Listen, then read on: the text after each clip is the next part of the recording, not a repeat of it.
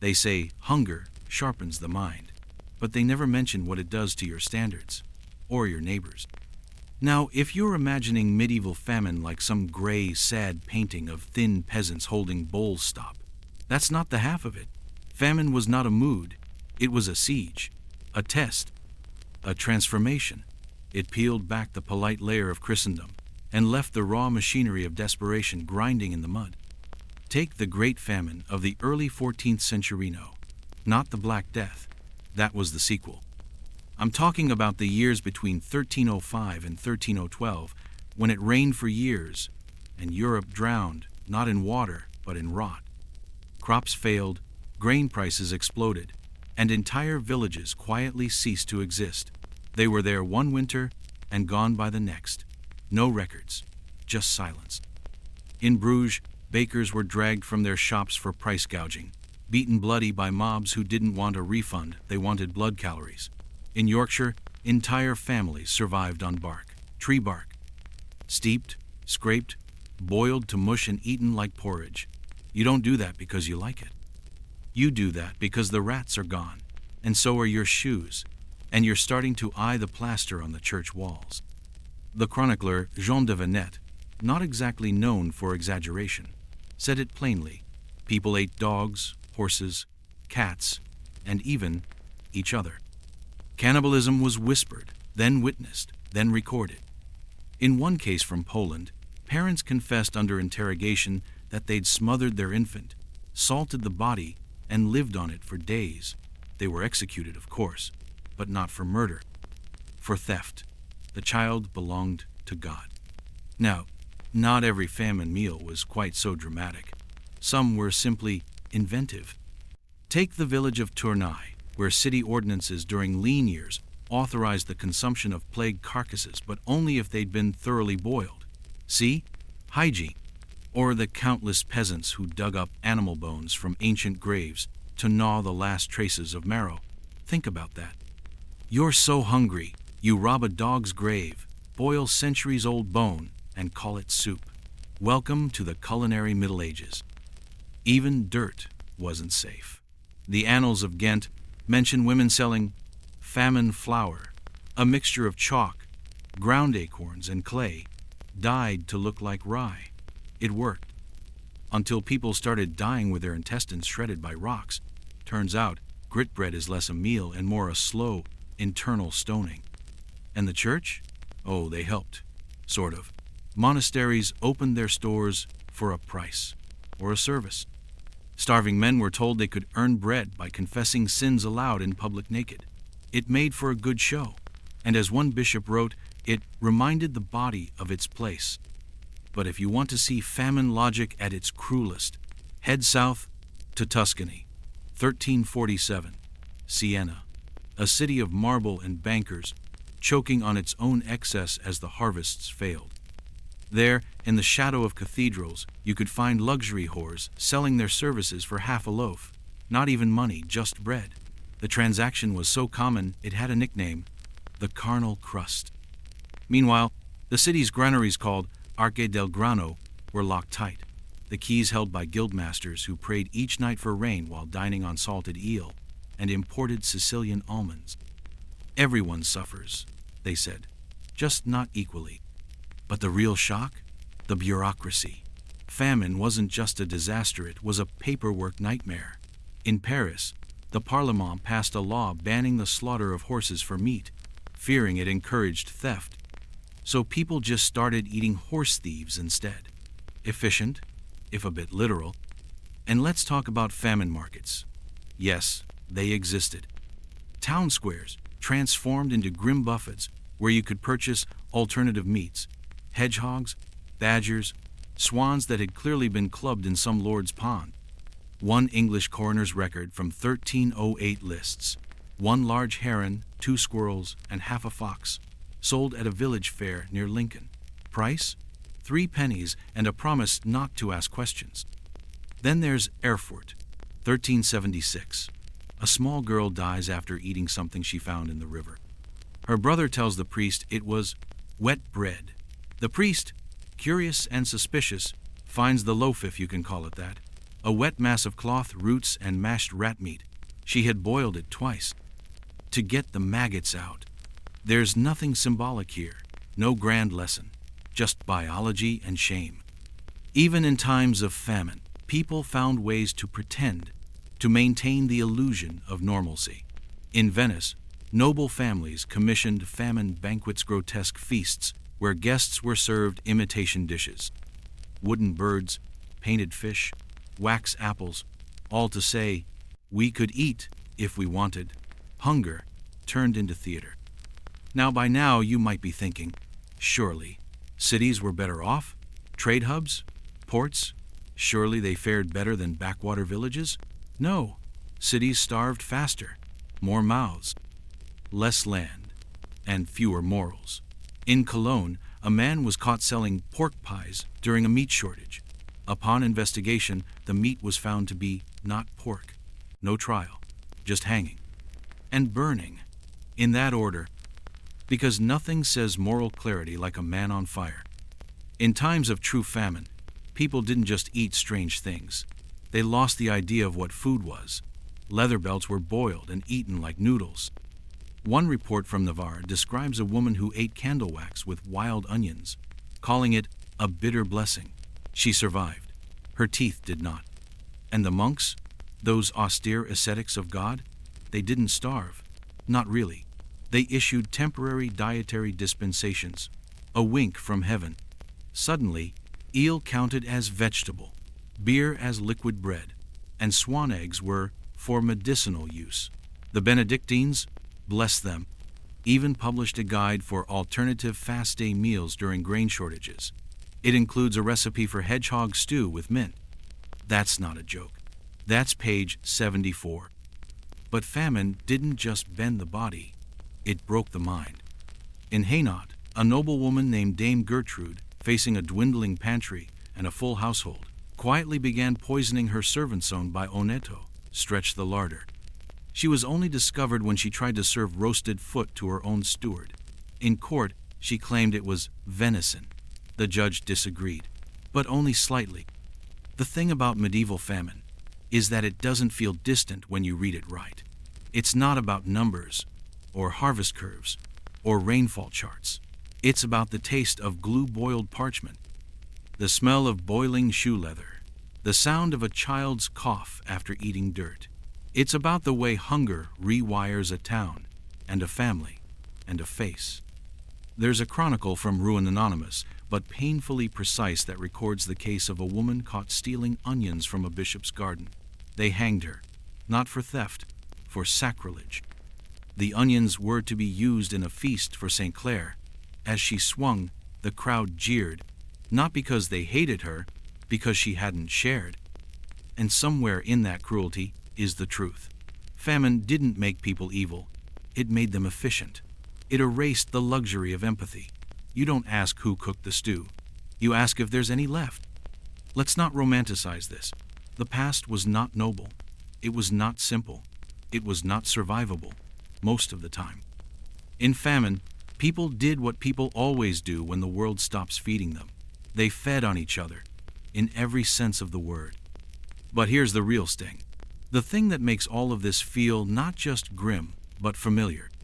Because if you think this is just a medieval story, some grotesque morality play from the age of iron and incense, you haven't been paying attention. Every modern famine has echoed the old logic. The rich hoard. The poor improvise. Institutions delay. And somewhere, someone is boiling something unspeakable, praying it will keep them alive long enough to forget the taste. So next time you hear someone wax poetic about the medieval diet, about organic grains and fresh-caught fish, about rustic bread and pastoral simplicity, remember the bark and the bones, and the little girl in Erfurt who mistook rat meat for bread. Remember the salted baby, and the onion thief, and the stew that should never have been. The Middle Ages didn't eat differently because they didn't know better. They ate differently because sometimes there was nothing else. And then there's Ireland, a land so chronically starved, it practically turned famine into a tradition. But in the year of our Lord 1318, they outdid themselves. The annals of Ulster describe a year so lean, children died at their mothers' breasts, and dogs wandered the hills with human bones in their mouths. Poetic, if you're into nightmares. That year, monks from Armagh wrote of the green hunger, a term for when people ate grass until their mouths turned green and their stomachs swelled like drums. A kind of slow-motion suicide, performed in the open fields. Shepherds found bodies with jaws still clamped around roots, teeth cracked, bellies bloated. No ceremony, just weeds and worms. Even the cows, sacred as they were in Gaelic culture, didn't make it. Not alive, anyway. In County Meath, entire herds were slaughtered not for meat but for their hides, which were boiled. For days, until they turned into a sort of leather jelly, tough, chewy, faintly fecal. A dish so cursed, it got its own nickname in the court records, cowskin broth, the medieval version of energy drinks, if the energy came from tannins and shame.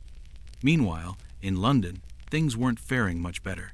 King Edward II had declared somewhat optimistically that the kingdom was resilient to hardship. That was in April. By September, the royal court had switched from silver cutlery to horn because the pawn shops were empty and nobody wanted to sell gold for wheat.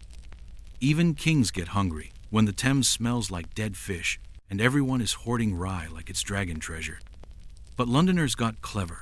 They turned famine into fashion. Street vendors began selling black bread made from mill dust and burnt oats, stamped with false guild seals to give them legitimacy. One particularly bold baker was caught using ground bones human, if you believe the trial notes. His defense? The dead don't eat. Efficient logic. Still hanged. And still the church rang its bells. Still the nobles held court. Still the great wheels of medieval life turned, but the squeaking got louder. In Norwich, a scribe wrote of a new smell in the air. The stink of boiling oils and salt, with no meat. A kind of phantom feast. People simmered herbs, roots, stones, anything that let the illusion of cooking continue, just so the children could sleep. In desperate winters, people made what they called bones bread. It was exactly what it sounds like. You ground up animal bones if you had any, mixed them with whatever flour you could steal, shaped them into loaves, and baked until vaguely edible. You didn't chew it, you sucked on it, like penance. A monk from Leon noted in his diary that eating bones bread felt like sinning backward. And don't forget the fish, because everyone else did. By the 14th century, even the fish were in trouble. Rivers were poisoned from runoff and lakes dried into cracked mud. In Avignon, fishermen began pulling up netfuls of frogs, not for bait, for dinner. One nobleman, Philippe de Mézières, called them the meat of the damned. After he was served a bowl of roasted frog legs garnished with turnip tops, he threw up. His servants ate the rest. But it wasn't just about what they ate, it was how. Famine etiquette was a thing, a sick, backwards kind of manners. In Ghent, it was considered impolite to eat in silence because it made the chewing too loud, too real. So people sang while eating grass pies, not hymns, just humming. Anything to keep the sounds of swallowing from reminding them what exactly they were swallowing. And then there's the famine currency. In multiple towns, coins were replaced with food stamps, actual tokens, stamped with religious symbols, redeemable for bread, but only in church-run kitchens. A nice little loop of dependence. Salvation came with a spoon, and the sermon came with the salt. One woman in Rouen traded her child's baptismal gown for 3 turnips and a promise of forgiveness. That's a fair deal, if you never plan to bury the kid. Now, don't think it was all passive suffering. Desperation isn't quiet. In Bruges, riots broke out in 1309 after rumors spread that grain merchants were hoarding. They were. The mob dragged 2 of them into the town square and force-fed them their own spoiled wheat. One choked. The other begged for beer. Neither got it. And in the countryside, things got primitive. Travelers were ambushed not for money, but for clothes and crumbs. There's a chilling case from a priory road in Languedoc, where 2 pilgrims were found flayed, not murdered for religious reasons. flayed for their cloak spoil to extract the wool grease, which could be eaten in small, waxy chunks. It's not cannibalism, strictly, but it's not lunch either. Even laws started bending. In Basel, the city council passed an ordinance allowing butchers to process non-traditional game during lean months. Non-traditional being a polite word for crow, fox, rat, and yes dog. But not cats. Never cats. Not because people loved them, because cats kept the rats away. And the rats, believe it or not, were the emergency supply. That's the kind of logic famine teaches you. In Lübeck, parents trained their children to catch pigeons with their hands, not with traps, with bare hands. One priest wrote that he saw a boy leap from a roof with such fury. He broke both legs but died, clutching his prey. A martyr to dinner. Now, if you're waiting for the hero, momentsome, noble, defiant peasant who found a miracle, don't hold your breath. This isn't that kind of story. Famine doesn't reward ingenuity. It punishes it. The more clever you are, the more disgusting your options become. Like in Siena, where a woman named Agata became famous for her meatless pies. Her secret? Wall lizards. Skinned, salted, baked into pastry. She made dozens, sold out. Until someone found a tail in their slice. She was whipped through the market square and banned from baking. But ask around, and people still say she fed more families than the church ever did. The truth is, medieval famine was a masterclass in degradation, in how quickly the social fabric unravels when calories disappear. It's not that people became animals. Animals don't flay pilgrims. People do. And then eventually rain comes. The grain grows, the market fills, bells ring. The world pretends to return to normal, but the people don't. In the post-famine years, you see it in the laws. Bans on eating certain animals. Ordinances against the sale of foul cakes. A sudden explosion in baking guilds because trust had to be rebuilt, loaf by loaf. One record from Rouen even includes a law requiring bakers to taste each loaf in the presence of the buyer, just in case. But the hunger never really left. It just went quiet, sat in the stomach, curled behind the ribs. You could taste it in the stew sheavier now, more spiced, as if covering up memory. You could see it in the graveyard row after row of unnamed bones, gnawed. And you could feel it in the prayers, not for health, not for peace, but for full bellies and fewer winters like the last. But if there's one place that shows just how deep the rot could go, it's France, 14th century France, to be precise, where the soil turned sour and the air thickened with sermons and smoke. The year 1319 saw grain prices rise 800%. That's not inflation. That's economic combustion. Entire regions were priced out of survival. Not just the poor, minor nobles, parish priests, retired soldiers, all of them now equal before the hunger. In the town of Saintes, a baker named Hugo was arrested for selling holy bread, which, in theory, was just communion wafers. In practice, he'd taken discarded host wafers, soaked them in lard, and fried them like chips. He called them saints' cracklings. People loved them. The bishop didn't. He was fined 5 sous and ordered to fast for 40 days. Guess what he ate during the fast? Meanwhile, in rural Burgundy, famine unlocked the doors to a darker kind of feast.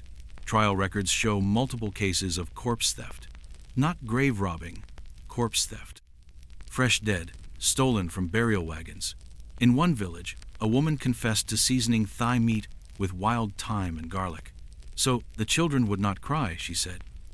The court burned her alive, not for murder she didn't kill the man, but for witchcraft, because no peasant should know how to cook that well. But that's the rub, isn't it? Famine forced people to learn. Fast. How to render bone marrow. How to skim scum off rat broth. How to ferment nettles into a drinkable mash. Every household became a chemistry lab. Every kitchen a crime scene. In London, the coroner's rolls from 1311 mention an incident involving a family of 6 found dead in their home. At first, they assumed plague. But when the bodies were examined, the truth emerged. The family had tried to distill lamp oil into soup, consumed over 4 nights. internal bleeding. The mother's stomach was described as blackened and brittle, like old vellum. Hunger meets science. Even the dead weren't safe from hunger's reach. In Vienna, there's record of a funeral interrupted by thieves who ransacked the casket not for valuables, but for the shroud. Boiled linen was a last resort stew base. It softened after hours of cooking, added bulk, added nothing else. But nothing else is what you had. Famine rewrote the rules of existence. It turned piety into performance, charity into currency, survival into sin, and sin into just another meal.